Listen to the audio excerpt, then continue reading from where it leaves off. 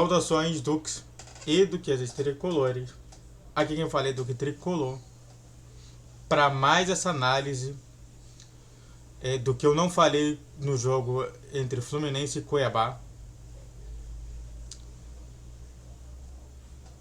Às vezes eu realmente não consigo fazer completinho o vídeo de pós-jogo, porque o pós-jogo eu tô pensando muito mais em uma coisa mais geral. Esse o que eu não falei mais específico, ponto a ponto, parte a parte. Então, sente no sofá ou sente na poltrona, deite na cama, relaxe, me escute e entre no meu divã. E bom, senhoras e senhores, primeira duplinha que eu coloco aqui é justamente sobre Ganso e Marcelo. E o que eu vou falar pra vocês? É uma dupla de gênios, né? Eu acho que se a gente pode falar de alguma coisa interessante e importante desses dois, é justamente de como que as pessoas estavam vendo o Marcelo antes de vir para o Fluminense e as pessoas vendo o Marcelo atualmente. Como também as pessoas cada vez mais mudando da opinião. Já estavam mudando lá em 2022, mas tem algumas que ainda estão receosas com isso, de opinião ao Ganso, né? Então, se a gente pode falar de mudança de opinião, a gente pode falar justamente desse jogo contra o Coritiba, que realmente o Marcelo e o próprio Paulo Henrique Ganso foram importantes até demais para esse jogo. Não é à toa que realmente vários origens de gols aconteceram muito por conta do Marcelo e do próprio Ganso. O Ganso pelo segundo gol, o primeiro o Marcelo recebeu uma falta perto da área que acabou justamente gerando tudo isso. E realmente é só para você entender o quanto é importante a gente valorizar dois gênios que pouco vão contribuir na velocidade, mas muito vão contribuir por um passe mais técnico. Eu gostei, parabéns aos dois. No jogo, novamente, foram várias pessoas. Outros dois que realmente cada vez mais me impressionam é o Guga e o Lima. O Lima que cada vez mais tem muito mais apoio da torcida. O Lima que jogou muito bem essa partida também. O próprio Guga jogou muito bem. Diversas vezes o Guga aparecia no lado ali que o Samuel Xavier fazia. A diferença é que... Qual que é a diferença? A diferença é que o Samuel Xavier adora entrar na área e o Guga não. Sabe? É uma diferença pequena, mas é uma diferença que muda completamente o jogo. E naquele jogo específico a gente precisava ter mais um cara bem espetado no ataque, em uma das pontas. E o Guga fez isso. E isso, claro, deixou muito exposto o lado dele, deixou. Mas é isso que tem que acontecer. Quando você se propõe a ir para o ataque com mais um jogador, você vai deixar exposto a posição do jogador.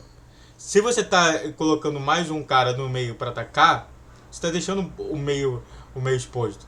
Se você está deixando mais um lateral, um ponto atacar, você está deixando esse lado mais exposto. Isso acontece. E realmente a gente vê a exposição tanto do próprio Lima quanto do próprio Guga. Que quando o Lima estava mais exposto, o Guga estava dando uma moralzinha. Quando o Guga estava mais exposto, o Lima estava dando uma moralzinha.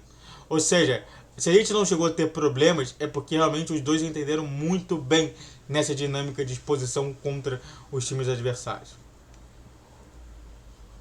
Isso é muito interessante. E por último, né, Cano e Arias, que realmente não jogaram muito bem. E é isso que eu te falo, né? Às vezes, mesmo com esses dois que são para mim geniais, o Cano para ser um finalizador genial e o Arias para ser um driblador genial, às vezes acontece isso, cara.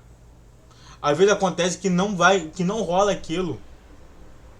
E que o time tem que se virar sem eles dois. Um time que é coeso, e como já falei lá no texto do Milacombe, um time que pensa muito mais em como a coletividade se afeta.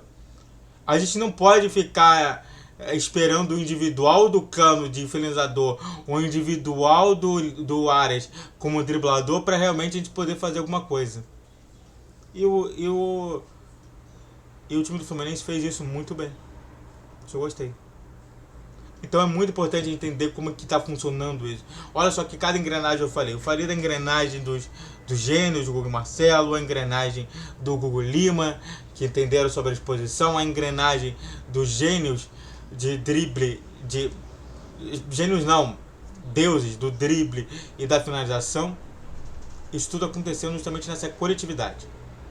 Antes de continuar falando mais sobre isso, se inscreva no canal, faça o triplo C que é coach, comente, compartilhe, rede social da questão de vídeo, todos os dias 10, 12 e 20 horas, Pix na tela e vamos falar mais sobre o Fluminense. Thiago Santos e Felipe Melo. Vamos falar sobre essa oposição, que ambos também começaram assim mal pelo Fluminense. O Felipe Melo, por realmente estar indo muito mal no Palmeiras, toda hora colocado na reserva, já nem sendo cogitado para ser titular. E aí o Fluminense vai lá e contrata. E é a mesma coisa do Thiago Santos. O que eu falo é o seguinte, a injustiça maior não é realmente vaiar o Thiago Santos.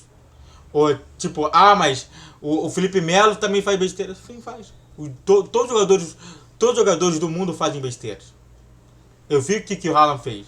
O Haaland não é o perfeito finalizador? Finalizou. Fez o gol? Não fez o gol. Então ele errou. Todo mundo erra. A grande questão justamente que eu coloco para vocês darem uma observada, é justamente quando você erra, mas continua persistindo nisso. Persistindo somente na sua carreira. E é isso que eu te falo. O Thiago Santos de hoje pode ser um dos piores jogadores que o Fluminense já contratou. Mas a persistência do Felipe Melo mostra como é que deve ser o futuro. Eu acho que o Felipe Melo tinha que falar assim, você tá vendo? Antigamente me vaiavam. E agora, ninguém mais me vaia. Sabe por quê? Porque eu mostrei meu trabalho aqui. E é isso que você tem que fazer e acabou. Então sim, nesse momento você pode vaiar o Thiago Santos? Pode. Mas quando ele for bem, aplauda. Senão eu vou ficar muito triste. Depois, Gabriel Pirani e Giovani, que foram duas contratações que eu não entendi até agora. Não complementa o jogo, não faz nada de diferente, não muda a sintonia. E aí o Diniz quer mais contratação. Eu falo o seguinte, olha só. Mesmo um time competitivo como o Real Madrid, não tem tanto jogador assim. Claro, você pode falar assim, mas claro que lá no Real Madrid tem menos jogos. Aqui a gente joga, por exemplo, até campeonato regional. Calma aí. Você sabia que o Real Madrid, eu sei que ele não entra nas fases iniciais, mas ele joga 4 campeonatos também? Numa mesma temporada? O Fluminense também joga 4 campeonatos.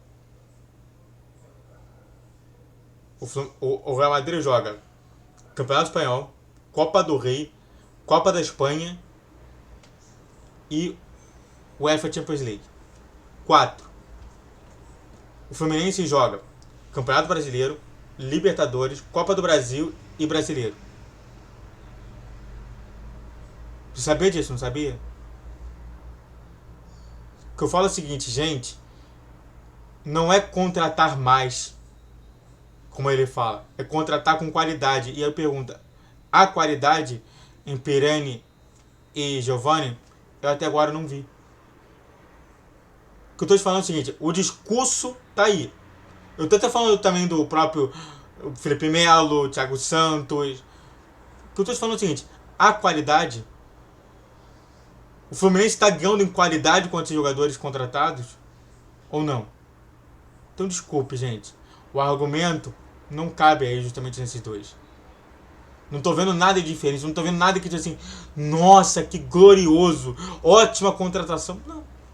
Parece que uma contratação só para encher elenco.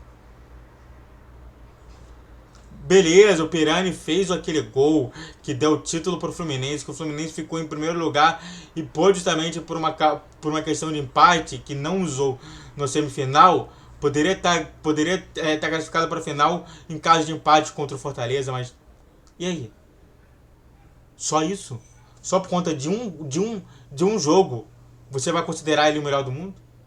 Olha só o próprio John Kennedy que também foi isso. Estou falando o seguinte, o discurso tem que bater com a realidade.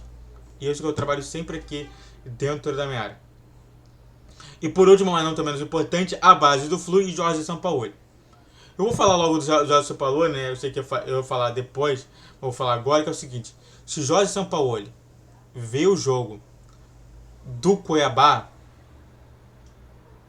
o Fluminense, ó, tá ferrado. Se o Jorge Sampaoli vê o jogo do Cruzeiro, o Flamengo, ó. Ou seja, a diferença vai estar entre ele entender o que foi o jogo do Cuiabá e entender o que foi o jogo do Cruzeiro para não fazer igual o Cruzeiro. E a outra é a base. De novo, a gente até tinha Esquerdinha, que foi tirado para colocar mais um goleiro. Não entendo isso. Arthur, Isaac. Ou seja, vamos colocar somente quando tiver em jogo para queimar o jogador. Você, Diniz, que fala assim, preocupar com o humano, eu não vi nenhuma preocupação. Até hoje você não me mostrou a verdadeira preocupação de um psicólogo, que é a preocupação humana. Você não está mostrando isso na prática. Isso é a pior coisa do mundo. Você só fala em teoria, mas na prática é completamente diferente. Tá? Muito obrigado a todos que assistiram, eu fico por aqui. Se inscreve no canal, faça o tiro pra você que é coach, comente, compartilhe. Redes sociais na descrição desse vídeo, vi todos os dias 10, 12 e 20 horas. Pix na tela. E espero que vocês tenham gostado desse vídeo. Saudações tricolores.